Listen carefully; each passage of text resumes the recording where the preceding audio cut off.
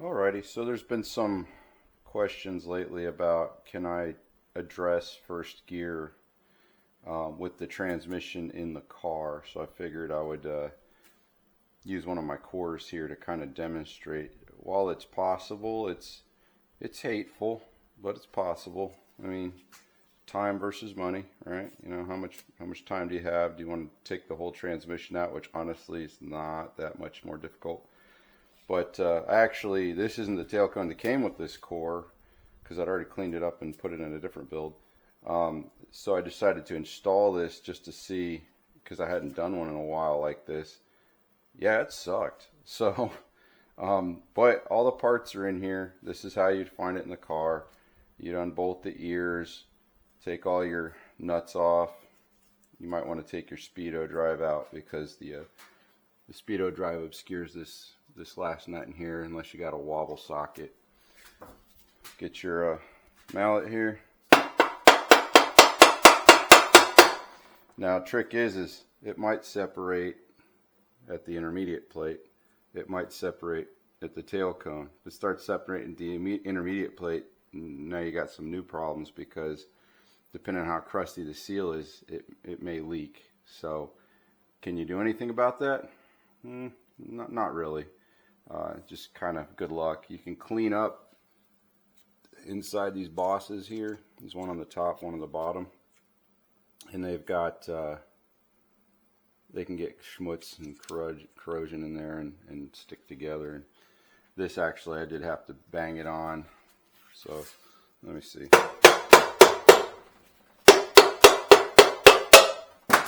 Okay, so you see it did separate a little here, but for the purpose of this video, just act like it didn't. Now we're going to start to pull it apart. I'm going to aim this with my head. And you see right in here, this is your reverse idler section. So you want to capture that. See how nasty, dirty this crap is in here? This is how they arrive. In this section, you're going to have a notch washer. This notch washer, let's see, sits right here against that bearing. You're going to have flat needle bearing that'll go on top of it. You'll have the idler gear itself, two barrel needle bearings, and a spacer. So it goes needle bearing, spacer, needle bearing inside of this. So when you're in here, you're going to likely want to replace this gasket. It's one size fits all, so don't worry about it. Just buy whatever one you can find. I know most of the retailers got them. 914 Rubber's got them. So now you're going to want to service first gear, right? Sorry, I don't have a place to sit to make this head level. Get this tail cone out of the way here. So to do that, you have to remove this giant bolt. Now this thing's torqued to 80 to 90 pounds, foot-pounds. If it's not, then it's gonna go through the back of the transmission eventually as it works its way off. This is your first gear slider with your first gear fork, first gear shift rod, and you have to take this off. So why don't we see if we can do that now. And this should sometimes just slide off. Sometimes this is pinched a bit and you have to split it a little. That is worn. Okay, now you got this. You still got to take off all this stuff. Now how are you going to keep this from turning, right? Well, in this particular situation, actually I fucked up already, but anyway, I can reverse it so it doesn't matter. You can put your slider back on because you have to lock first and fifth at the same time. So, boom, first gear's in gear. I think you can see that, yeah. And then you have to lock fifth. Let's see. Fifth is the top shift rod here. Just when it's popped in like that, it's locked now. The thing don't move. Okay, so in your car, you're going to have this bolted to the engine, so you'll have something to fight against you as you're removing this gigantic nut here. I don't have anything like that on the bench, so that's I'm not going to do it. But you get the idea. You'll unscrew this, then you'll pull the first gear slider off. You'll pull this carrier off. It should slide off. If not, you can hit it on the ears with a mallet and it'll wiggle off. You might have to heat it up and wiggle it off. Then first gear just pops right off, and you can start taking the parts off of first gear and then changing it all up. If you were just changing the slider, you're already there. Boom, done. You don't have to mess with this bolt at all. You just this part.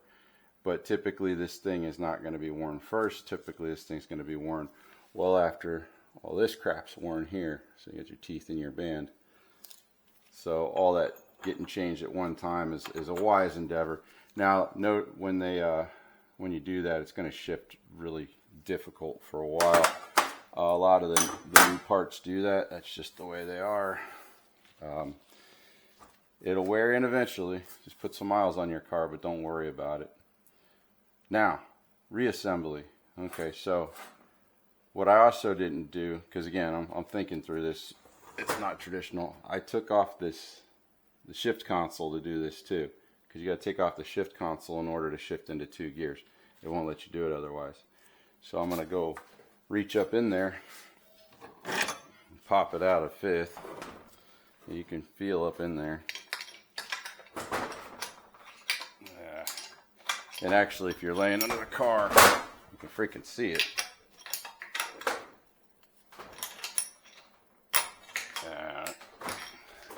Usually, oddly, a giant flathead works a ton better and quicker. So, hold on. Give you a tour of my messy ass shop at the moment.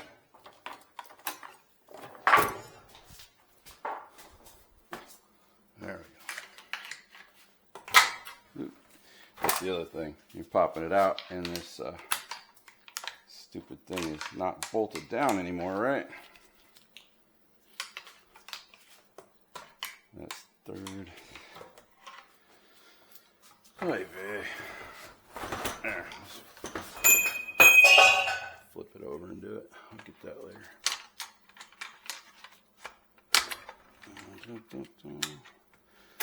There we go. Sheesh.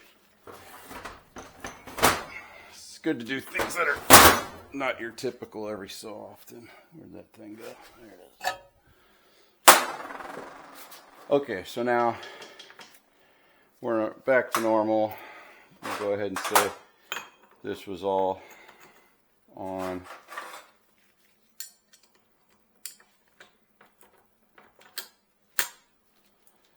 Now when you take this off, what I like to do is recommend indexing. So draw a Sharpie line so you know. So this rod, if it rotates, especially when you're dicking around in there with the screwdriver messing with the rods like I just did, you don't knock this out of alignment. And you can go in there and actually put some finger pressure on it and rotate it if it needs to rotate a little bit. For the sake of this video, we're just gonna kind of approximate everything.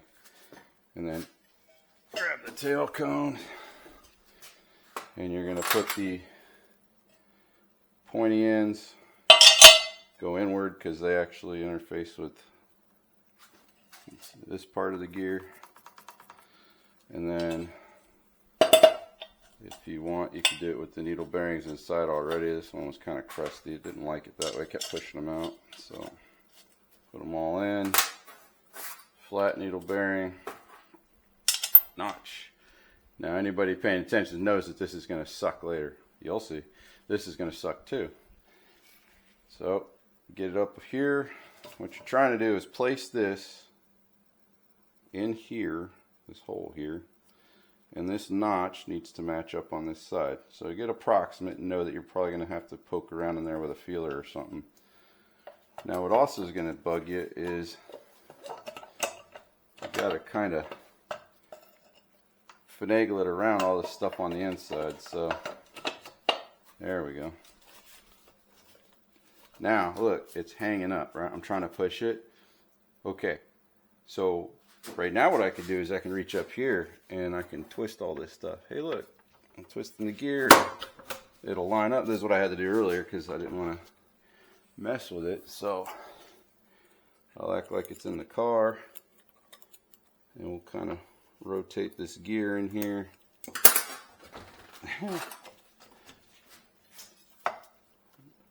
Maybe if it's in neutral, you can get in there with your finger and rotate. Oh, there we go. See that? So I reached in, I moved the small gear, not the idler gear, because it was fighting me, until the teeth meshed. And now I'm pretty close, but if you can see in there, it's hard to see, but there's a space going on right there right now because that notch washer is not where it's supposed to be. It's also fighting me a little still. In case I hadn't sold it, this sucks. So while it can be done, now I'm hitting it to see if this was the thing blocking me, because it feels like it. At the distance I'm at right now, I'm running out of ability to move stuff. The notch washer seems to be in place, or not. So you can imagine I'm standing here right now doing this. Can you lie on your back or sitting down under your car trying to dick with this? It's not awesome. Some love taps. See where we are. Well, we're not quite there, so I'm going to pull back a bit. I'm going to look in there. I'm going to see that the notch is not aligned.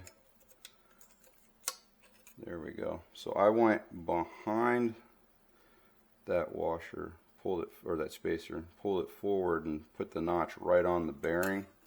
Hopefully that does it for us.